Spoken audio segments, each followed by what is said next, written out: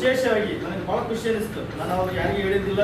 ಇವತ್ತು ನಮ್ಮ ಶಿರಹಟ್ಟಿ ತಾಲೂಕಿನಿಂದ ಇವತ್ತು ನಮಗೆ ಚಾಲೆಂಜ್ ಸಿಗ್ತದೆ ನಮ್ಮ ರೈತ ಘಟಕದಿಂದ. ಅದೊಂದು ನನಗೆ ಬಹಳ ಖುಷಿ ವಿಷಯ.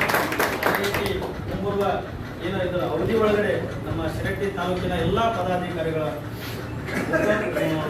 ಮುಖಂಡತ್ವದಲ್ಲಿ ಅಧ್ಯಕ್ಷರ ಅಪ್ಪಣೆ ಮೇರೆಗೆ ಆಮೇಲೆ ನಮ್ಮ ನಾಯಕರ ಮೇರೆಗೆ ಇವತ್ತಿನ ಸದಸ್ಯತ್ವ ಅಭಿಯಾನವನ್ನು ಚಾಲನೆ ನಾವು ಕೊಟ್ಟಿದ್ದೀವಿ.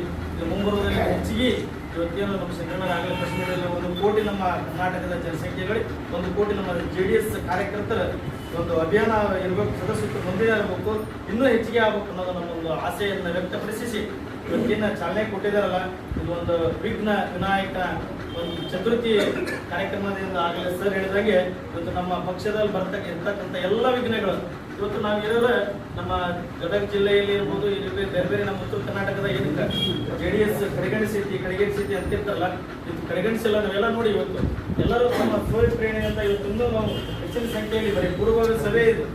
ಅದಕ್ಕೆ ನಾನು ನಮ್ಮ ಮೊನ್ನೆ ಅಧ್ಯಕ್ಷರಿಗೂ, ನಮ್ಮ ಗೋವಿಂದಗೌಡರಿಗೂ, ನಮ್ಮ ನಾಯಕರು, ನಮ್ಮ ಚವಾಣ್ ಸರ್ಗೆ ನಾನು ಹೇಳ್ಕೊಂಡಿಷ್ಟೇ, ಇದೇನು ನಾವು ಇವತ್ತಿನ ಸಾಂಘಿಕವಾಗಿ ನಾವು ಚಾಲನೆ ಕೊಟ್ಟಿದ್ವಿ.